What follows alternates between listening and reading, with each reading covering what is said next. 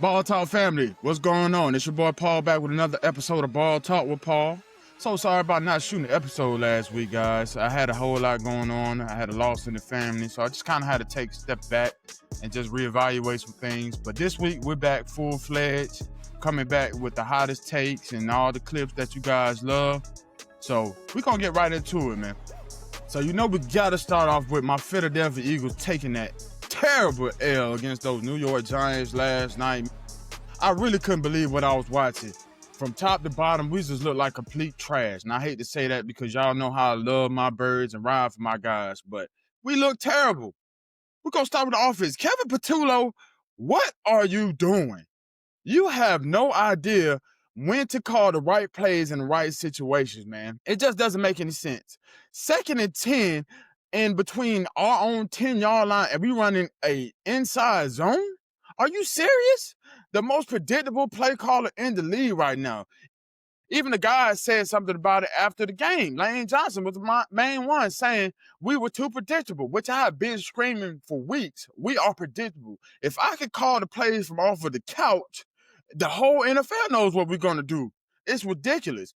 I know we try to give him a chance because he was with us for the last couple of years, and Nick Sirianni loves doing these in-house hirings, which I understand, but I don't, because we need somebody experienced with this team.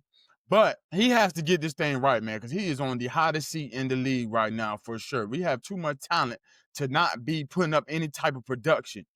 And speaking of production, A.J. Brown still didn't score a touchdown last night, which sucks because he was open. He's always open. That's his nickname.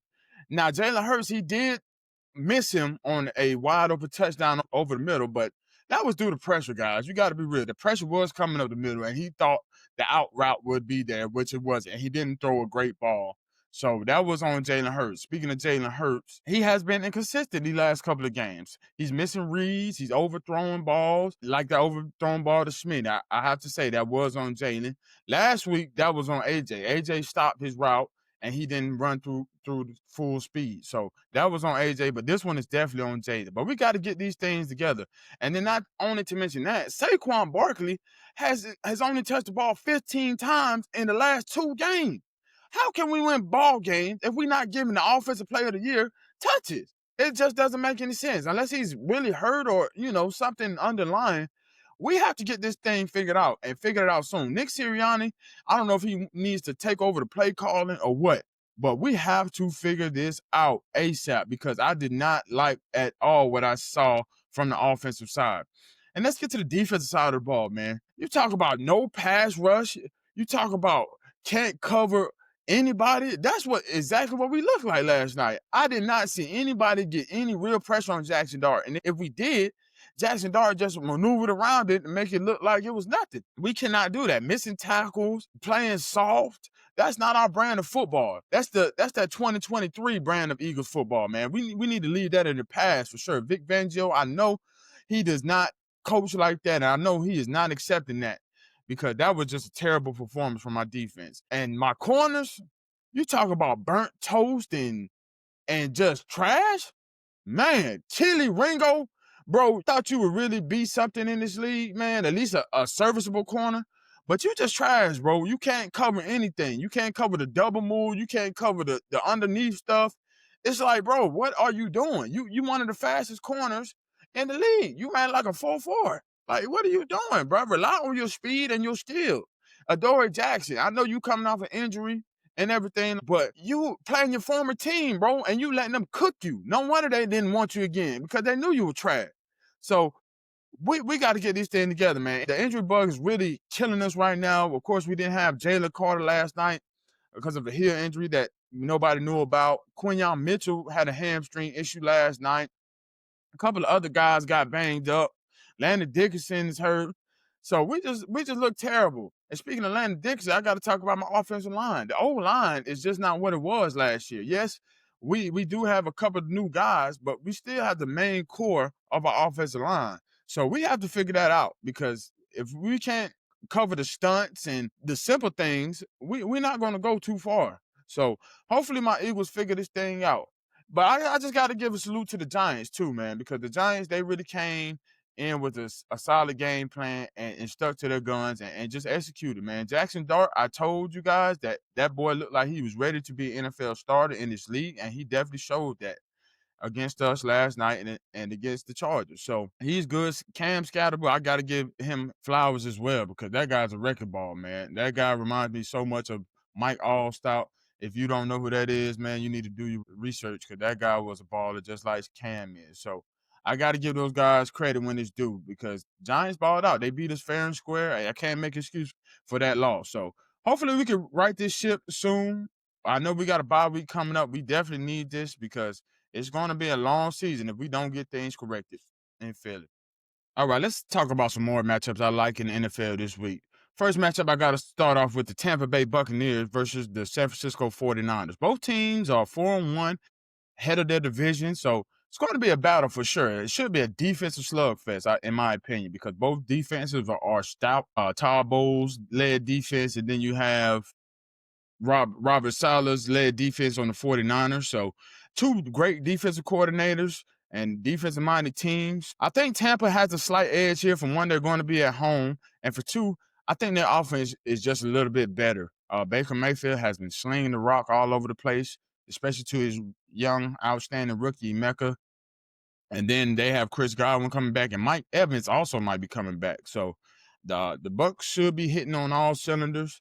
San Francisco 49ers surprisingly have looked better with Mac Jones than with Brock Purdy. They have to figure out if Brock Purdy is just hurt right now or is Mac Jones really better than him, which I think he might be because Mac Jones looked pretty comfortable in certain situations where I know Brock Purdy wouldn't have. So I'm expecting the Tampa Bay Buccaneers to come out on top, but it's going to be a very, very close game. Probably going to win by a field goal. I got the Tampa Bay Buccaneers winning this one 20-17. Another elite matchup that we got to talk about is those Kansas City Chiefs going up against the Detroit Lions.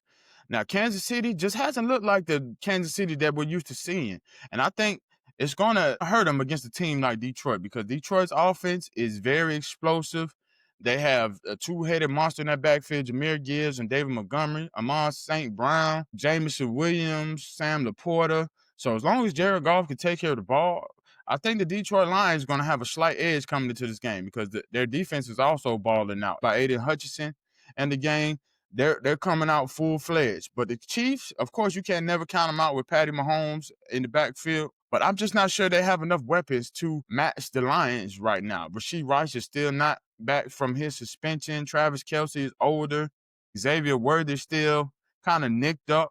So it's going to be a tough one for the Chiefs, man. I don't think they have enough. And not to mention their defense just looking like a shell of itself right now. Chris Jones looked terrible last week against those Jags, especially that last touchdown with Trevor Lawrence. He didn't even make an effort to get to the ball. So I got to rock with the Lions right here, man. They're just the hotter team, the team that looks more confident right now. And I think they're going to come into Kansas City and put on a show. So I got those Detroit Lions winning in reasonable fashion. I got them winning 28-17.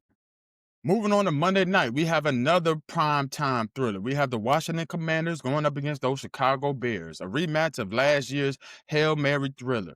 Now, this year, it's a little bit different for Chicago. They have a competent head coach with Ben Johnson who looks like he's getting that offense together. Caleb Williams looks like he's finally figuring it out.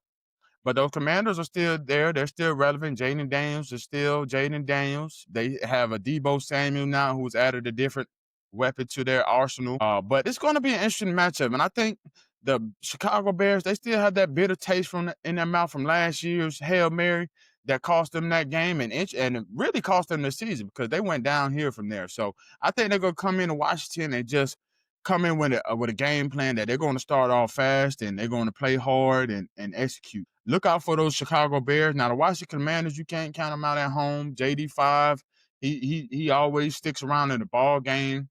But I don't think Terry McLaurin's going to play. I heard he was doubtful for Sunday, so it's going to be interesting to see if he plays. And I think with him being out, Chicago is just going to key in on Deebo, and they won't really have too many downfield threats, which Jaden Daniel needs. So I got the Chicago Bears winning this one, man. And I think they're going to win this in a comfortable fashion.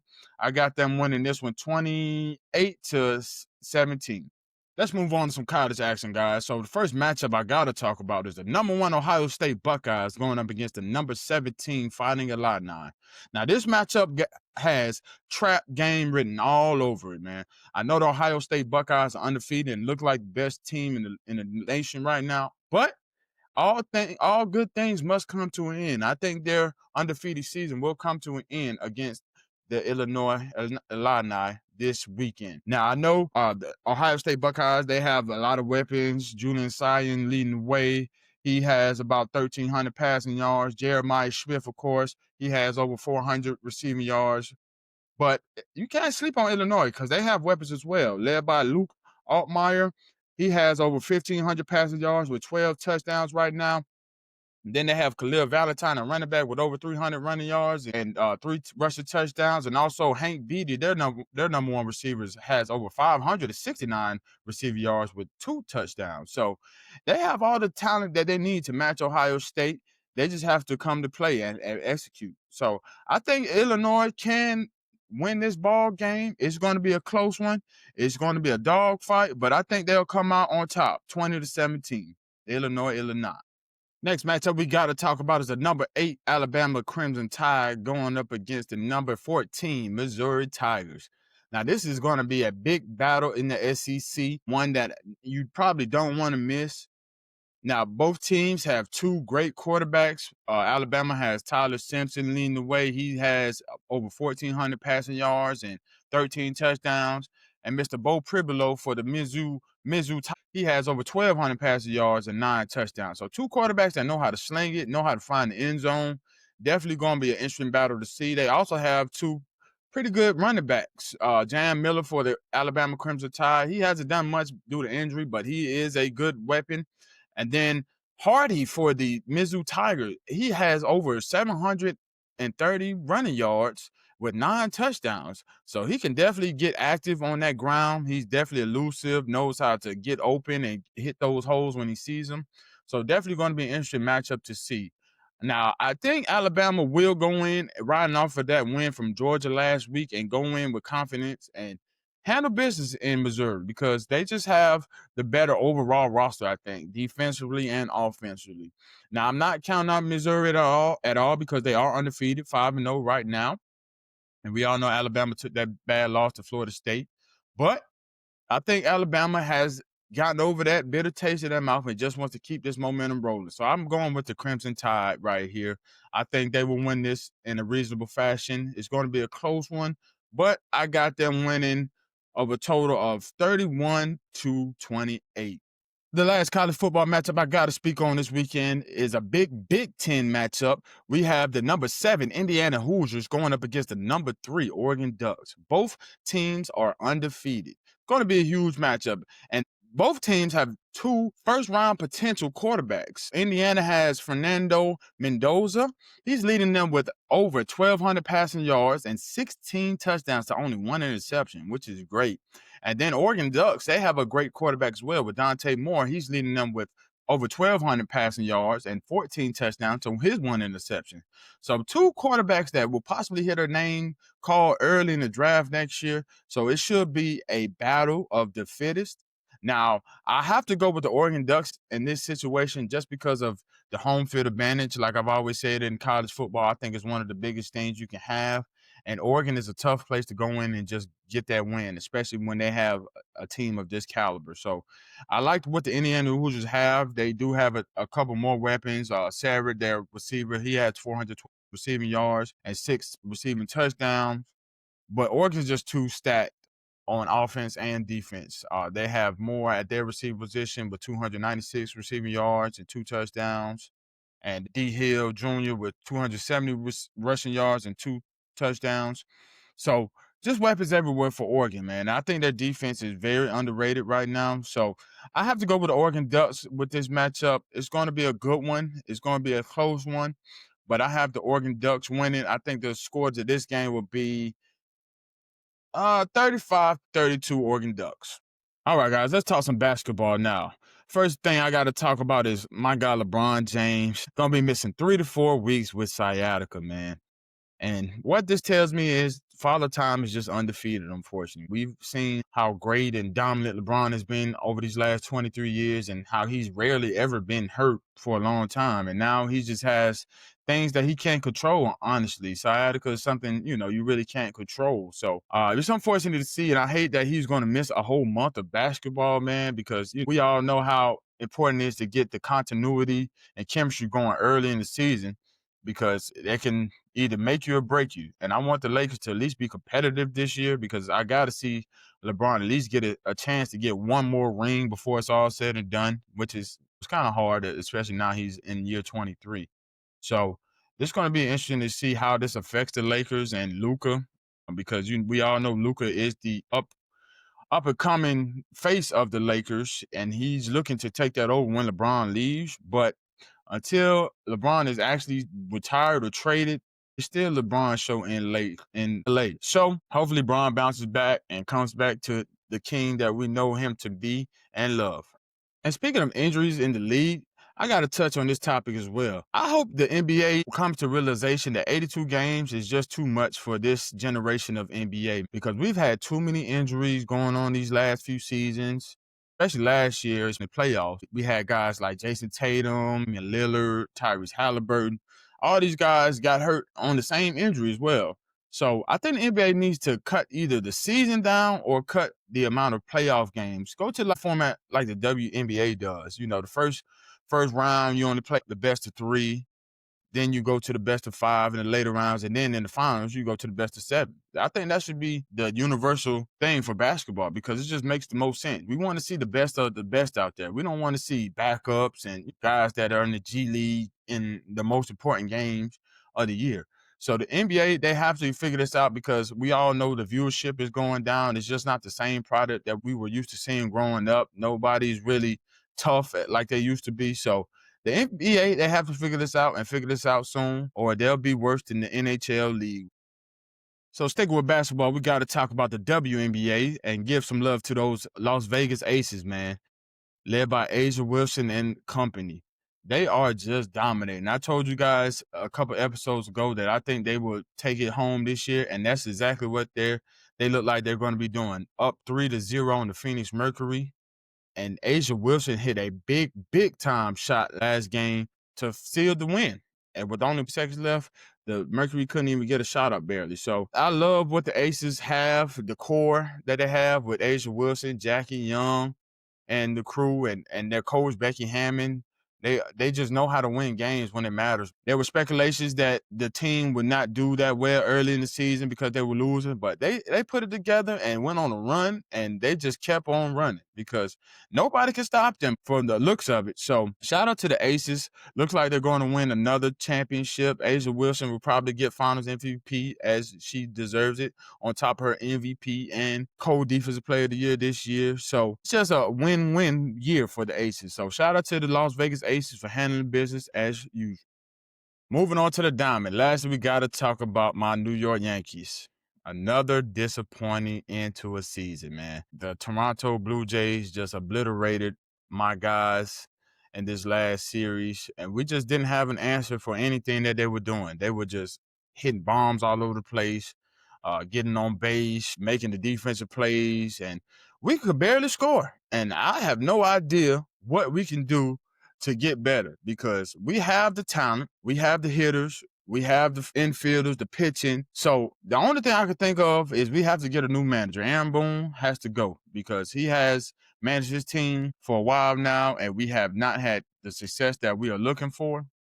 So we have to move on. I don't know who will be the guy to right this ship, but it has to get fixed soon because Aaron Judge, we're wasting his prime. He's one of the best hitters of this generation and has nothing to show for it besides individual accolades. So hopefully my Yankees figure this thing out because it's been sickening watch us lose year after year, especially in the postseason. So I'm still going to ride with my Bombers till the wheels fall off, but please, Yankees, let's figure this thing out. All right, guys, so that's a wrap for episode 8 of Ball Talk with Paul. I appreciate you guys rocking with me through the thick and the thin, man. Been a tough week for me personally. But I had to shake back because this podcast, this is my therapy. And I love to talk sports, and I appreciate you guys rocking with me. So don't forget to like, share, comment, and subscribe to my channel and turn on those notifications. Whenever I post something, you'll get it. And RIP to my cousin Nia, man. We're going to love you. We're going to miss you. And this episode was dedicated to you. So we'll see y'all next week. Same time, same energy. This is Ball Talk with Paul, and we out.